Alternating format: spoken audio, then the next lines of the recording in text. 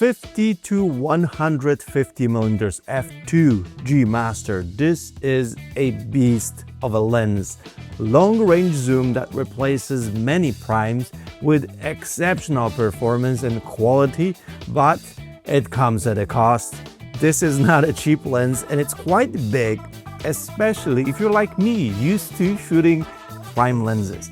And many of you have been waiting for my review from a wedding photographer perspective. It's nice. So here is my initial review after using it for over a week plus and taking it to Iceland for a wedding photo shoot.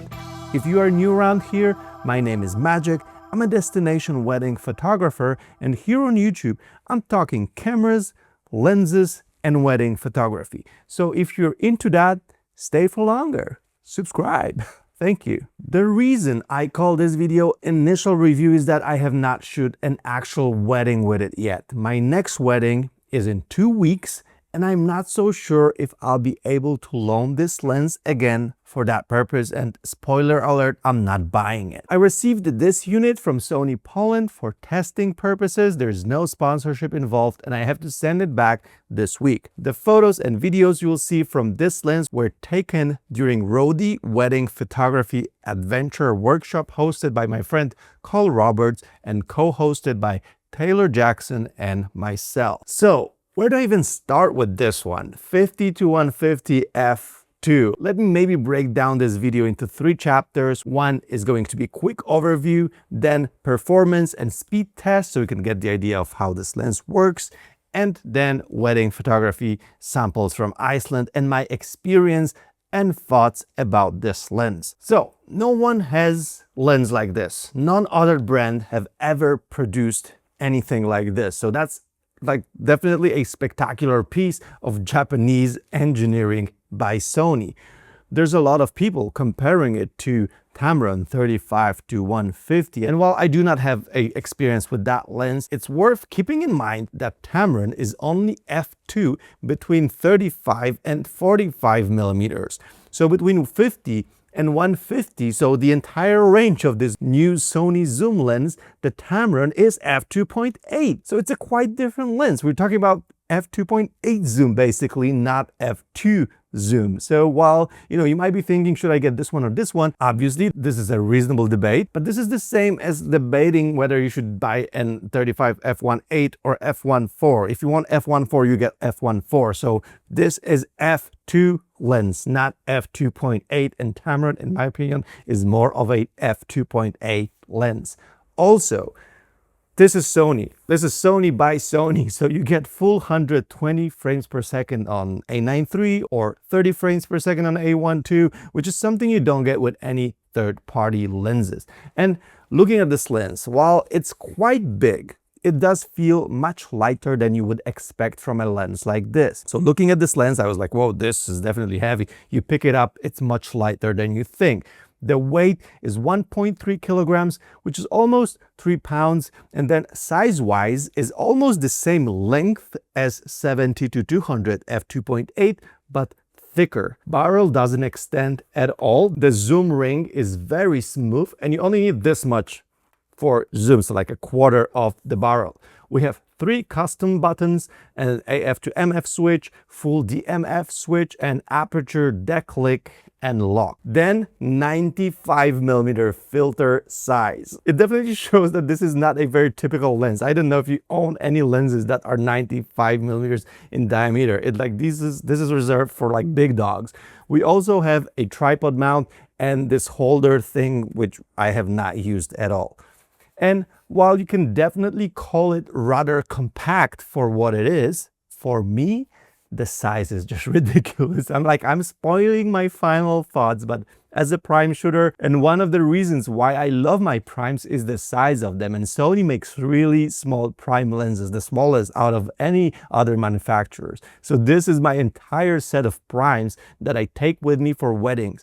I can fit them all in the backpack in the same amount of space as this one big zoom. But then for someone who uses zooms and have a 70-200 in his backpack, or even 70-200 paired with 85 or 135 prime, the conversation is completely different. So experience here is going to be very personal depending on what you usually bring to your gigs. And then the performance of this lens is, oh boy, spectacular. Autofocus on A1 II is insanely fast, going from 50 to 150. On A9 III, insanely fast, even in 120 frames per second sequence, zooming in, zooming out. I feel like it reached the point that is actually really boring talking about like the sharpness and how fast it is, but those 120 frames per second sequences like from A9 III, it's just insane how far the current tech just have come. And you know, just look at it. It's bizarre. It's like 150 millimeters, 120 frames per second. Stupid, insane. And then before I'm going to share with you my full experience of wedding photo shoot in Iceland, I'd like to show you how I deliver my wedding photos to the clients, including those high burst sequences turned into video clips, all using QuickTime, the sponsor of this segment of the video. So instead of sending a link to Google Drive or WeTransfer to my clients, this is what I send and this is what they get. Online gallery. It has customizable cover page, which is beautiful. It just starts beautifully. They scroll down, there's a slideshow, all created in QuickTime with fully licensed music, so they can get the experience of watching their photos with the music in the background. Then they scroll down, there's this AI face search box for the guests, which you can turn off if you don't want that, which works super accurate because it's their own QuickTime's model trained specifically for wedding photos. So you can not only search for people, but also for objects like flowers, wedding dress, or moments like laughs or group photos. So this is literally a game changer how your guests, like how guests of your couple can interact with the gallery, finding photos of themselves in a moment. Then you have the entire gallery divided into scenes. And what I personally do is I create a highlight scene first with around 150 to 200 best photos from the day, showing the day in a most engaging way. And I do order them in a specific way so it's not boring.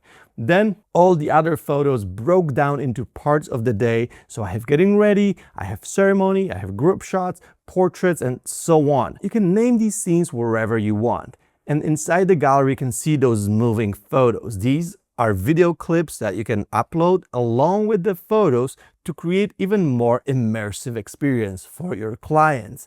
And on top of that, the gallery has integrated store, so my clients can order prints and printed products directly from the gallery and I make profit.